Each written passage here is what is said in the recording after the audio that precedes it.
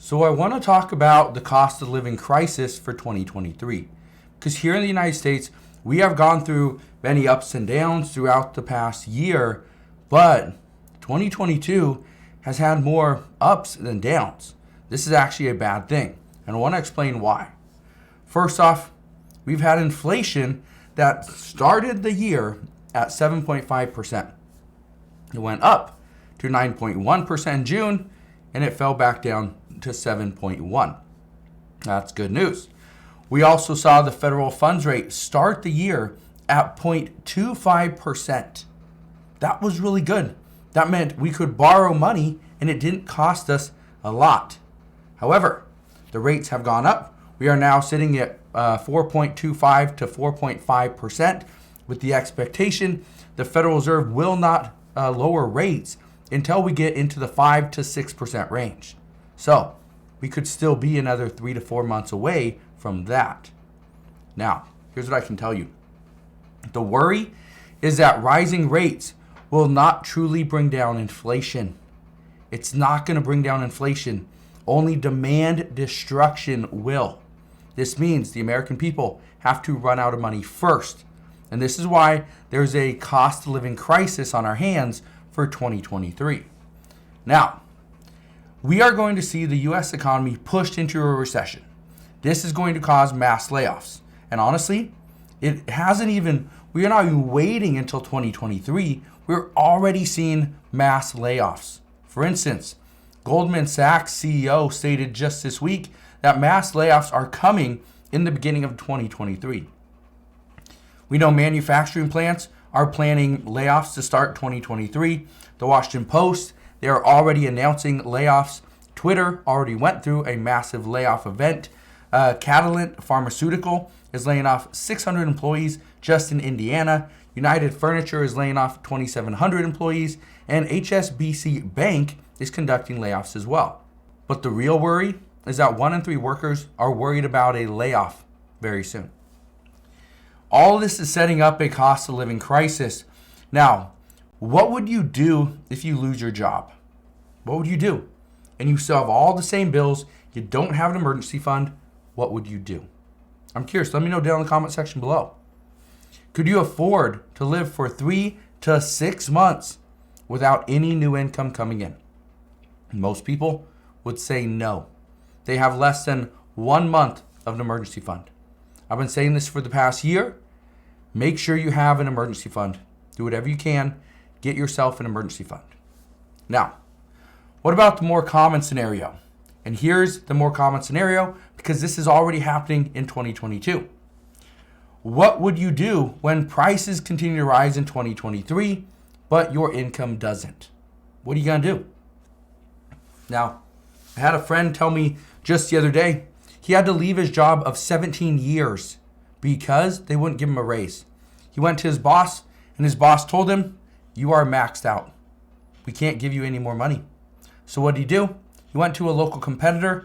They gave him a 15% bump to his current pay just to start. Just to start. Now, here's what my friend told me. He says, and I quote, "I can't believe this happened. This is truly a blessing. This is a blessing in disguise. My wife and I could barely pay our bills as it was. Our mortgage is now more than we can afford because our property taxes increased by $192 per month. The cost to run the house jumped by $106 a month because of heating.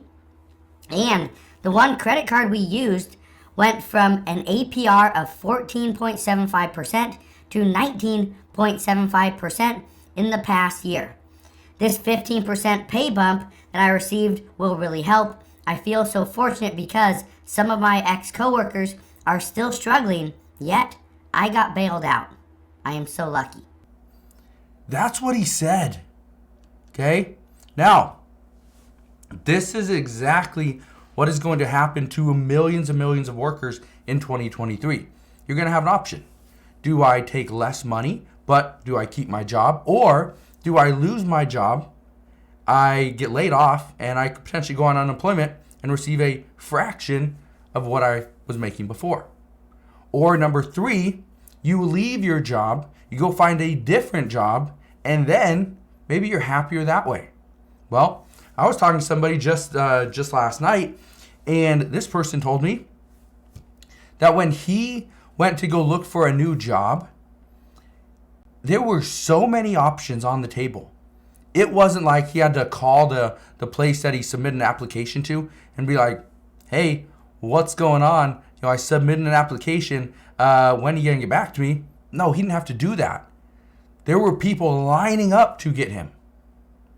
Yeah, that's because there's so many employers that are still looking for a quality employee. If you are somebody that has a skill set, whether it's in technology, whether it's in marketing, sales, whatever, if you have a skill set, then there's probably something for you. And there's going to be a lot of people banging down your door to hire you, and they're willing to pay you more money. You just got to jump from one employer to the other and get them to pay you more. All right? Now, people are going to struggle to afford their current bills because of the past few years. We've been racking up additional debts, whether it's credit card, auto, mortgage, it doesn't matter. There's a lot of different debts out there. Now, according to an employment expert, workers are going to need to quit in order to earn the money that they need in 2023. This is why this is a cost of living crisis, because the cost of living is not expected to go down. And I brought this up before. I want to touch on this one more time. A lot of people are saying, well, inflation's going down. Inflation is going down. We don't need to worry about it. Maybe my energy bills are, up. Instead of me paying $80 a month, I'm paying $120. But good news, energy costs are going down, right? We're seeing inflation is dropping. But here's what people don't realize. If inflation goes from 7.1% per year, let's just say on average, right? 7.1%, and let's just say you pay $100 a month for your energy bills. It used to be $80, now you pay $100. Well, if inflation goes from 7.1 down to, let's say, 3%, that means your same bill this time next year, will be $103. Okay? That's what it's going to be. It's going to go up 3% over the next year. But you probably think, but if we're at 7.1 and we go down to 3%, shouldn't it be like 4.1% cheaper? No, because we still have inflation. This is not deflation. Nobody is expecting to see deflation. Everybody is expecting to see disinflation. Where inflation that went up to 9.1, now we're seeing disinflation where it's coming down 7.1%. Who knows what it's going to be to start in January. All right? But what I can tell you is this is still going to crush millions and millions of people. The cost of living crisis for 2023 is serious. You need to be prepared. This means start buying stuff that you actually need, not things that you want. Make sure you have an emergency fund of anywhere from 3 to 6 months. Make sure you pay off any debts, reduce your expenses, increase your income. All these things are vital for your success in 2023.